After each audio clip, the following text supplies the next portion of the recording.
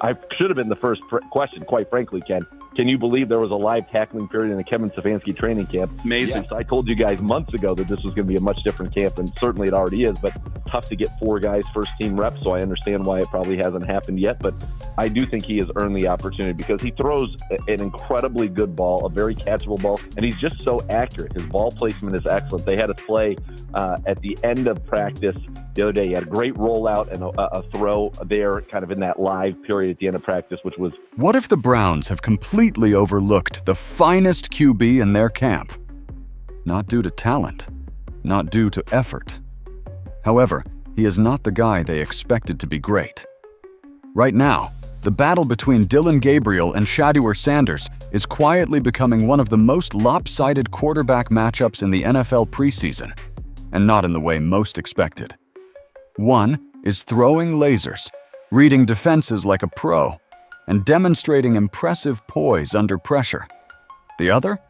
Struggling. Badly.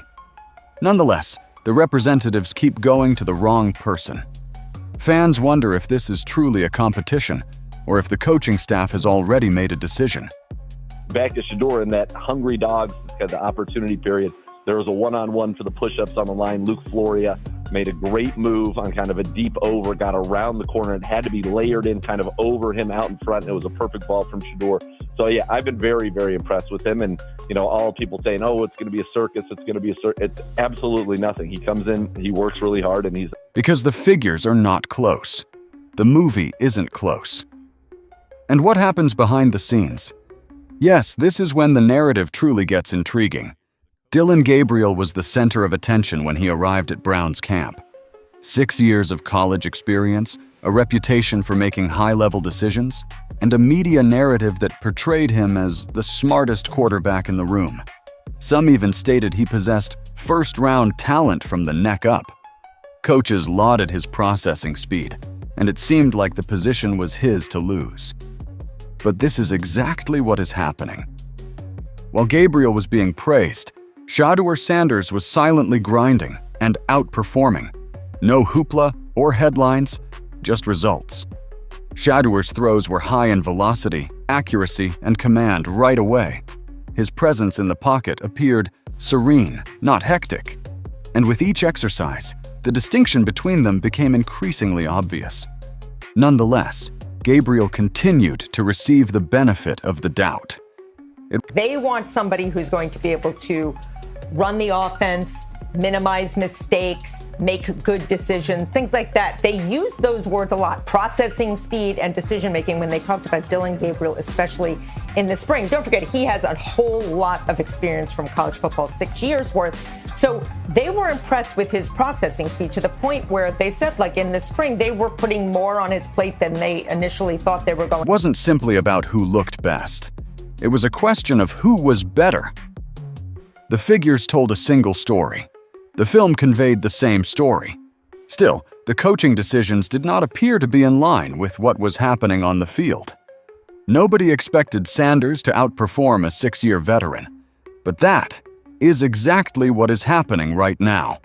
And it has supporters questioning why the guy who is dominating camp isn't being hailed as the frontrunner. The 8th day of training camp altered everything. Dillon Gabriel took the field and performed what is now considered one of the worst quarterback performances of the entire camp. 3 completions out of 14 attempts, 1 interception, and a visible break in confidence when put under strain. The reps weren't easy. The defense provided heat with complicated blitz looks and late-line movement. But that's exactly the type of circumstance in which a NFL-ready quarterback should thrive.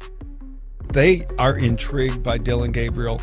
They think from the neck up, he is a #1 pick from the neck. Instead, Gabriel appeared lost. Misreads, off-target throws, and indecisiveness marred almost every play. Even when he wasn't fired, his judgments with the ball were suspect at best. One throw in particular raised eyebrows, a red zone ball under great pressure that should never have left his hands. Was it a choice? That is still being disputed. However, the fact that it is even arguable reveals everything you need to know. Observers on the ground characterized him as agitated and unsettled. Fans watching the video couldn't believe this was the same player who had been praised for his elite IQ. Just when you thought things couldn't get much worse, Shedeur Sanders stepped up, making the distance appear much greater. Heller and DeJuan Jones and Conklin and Posick and these guys out there, he doesn't have Judy and Njoku. He's playing with the second team offense against Myles Garrett and Denzel Ward and Schlesinger and all these guys. And while Dillon Gabriel unraveled, Shedeur Sanders put on a clinic. Same field, the same defense, a much different outcome. 7 completions out of 10 attempts, a clean touchdown. There are no interceptions. And more significantly, complete control. His throws were more than just accurate, they were planned. He threw throws through tight windows, wove lasers between defenders, and had next-level connection with his receivers. One video in particular showed Shedeur staring down a linebacker, trusting his guy, and unleashing a missile into traffic. This is the type of throw that says, "Yeah, I belong here." And this was no fluke. This was part of a pattern.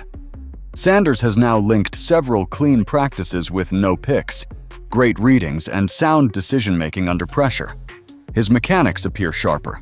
His footwork is smoother. His pre-snap command is more confident. Every photo delivers the same story. This isn't a college student figuring things out. This is a quarterback adjusting to the job in real time. The longer you watch, the more difficult it is to ignore. He is not only surviving camp, but quietly dominating it. While his coaches continue to refer to Gabriel as the processor, Shedeur is making all of the right reads and moves. This is where things become crazy. Despite Shedeur Sanders constantly outplaying Dillon Gabriel, the narrative has yet to catch up, at least inside the building. Gabriel continues to be praised by coaches and local media for his elite processing and veteran presence. Ironically, he has struggled to display these traits on the field. Meanwhile, Sanders, who exudes keen control and command, receives criticism that Gabriel appears to be impervious to. According to one writer, Shedeur's main concern was pre-snap adjustments and protection calls. Go back and watch Gabriel's interception. He was utterly duped by a camouflaged blitz, misjudged the situation, and fell into a crumbling zone. That's exactly the kind of error he's intended to avoid. So, why the disconnect? Some claim it's biased, others attribute it to reputation. Gabriel's expertise gives him the benefit of the doubt, even when he doesn't deserve it. Sanders is viewed as a raw prospect who needs to establish himself while outperforming others in important drills. At some point, the tape must speak louder than the scouting report. Right now, the tape is screaming. However, this is not the only obvious indication of a problem. If you thought the quarterback argument was only about performance, think again. It's also about preparedness, or more specifically, a lack thereof. According to sources familiar with Oregon's summer workouts, Shedeur Sanders has received far less first-team reps than Gabriel, while outperforming him in most competitive scenarios. Coaches defended it as maintaining continuity among the returning offensive core. But it gets even more absurd. Throughout repeated practices, Sanders and other backups were left standing about while equipment staff hurried to put up drills, wasting valuable reps and disrupting the flow. According to those who witnessed it, Sanders would go 15-20 minutes without taking a meaningful snap on certain days. Meanwhile, Gabriel was running scripted series with full assistance, including extra film breakdowns, personalized coaching points, and a specific receiver rotation. It may seem insignificant, but in a position struggle this close, every detail counts. Reps create rhythm. Representatives develop trust. Reps land jobs. If you're wondering how a previous Heisman Trophy candidate gave away the spotlight to a transfer quarterback before camp even began, look no farther than these uneven practice scripts. The next question is obvious. Who benefits from keeping things this way? When performance does not match opportunity, someone is making decisions from motives unrelated to football. So, who benefits from Dillon Gabriel's treatment as the expected starter? Follow the trail. Gabriel's entrance was more than simply about depth. It was a statement, a high-profile transfer that came with a lot of hype and expectations. The coaching staff made news when they signed him. His reputation was pre-packaged, knowledgeable, experienced, and polished. Naming him QB1 early would validate the move. Benching him in favor of Shedeur, that is a public relations hit they may not want to take. Meanwhile, Sanders did not transfer with the same fanfare. He wasn't seen as a surefire starter. That gave the staff an easy reason to downplay his promotion. He's still adjusting, or we're easing him into the system. But the truth is, he's already outperforming the kid they believed was ready. Insiders have begun to notice. Local beat writers, even those who first promoted Gabriel, are beginning to change. Sanders is receiving more quiet praise. Coaches are being asked more difficult questions. Because when you choose hype over production, people will soon wonder, what game are you really playing? Next, a popular video raised the topic to new heights. It began as a peaceful practice rep. There's no crowd. There is no media scrum. Shedeur Sanders stands on the sideline and throws to an equipment manager. Not a recipient, not a tight end, not even a walk-on. An actual staffer jogged routes to keep Shedeur warm, while other quarterbacks received live reps with the first team. The video quickly spread on social media. And how did they react? Immediate indignation. Fans saw more than just a quarterback becoming loose. They witnessed disdain. Despite surpassing his peers during camp, he was not given meaningful tasks.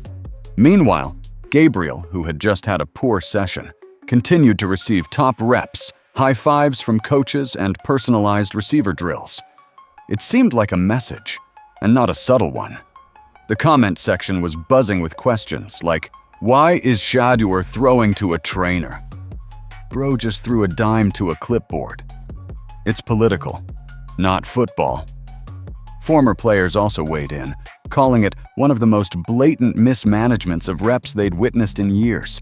Whether deliberately or not, it revealed a story the Browns did not want to chew. And if you thought that clip was insane, the film breakdowns only made it worse.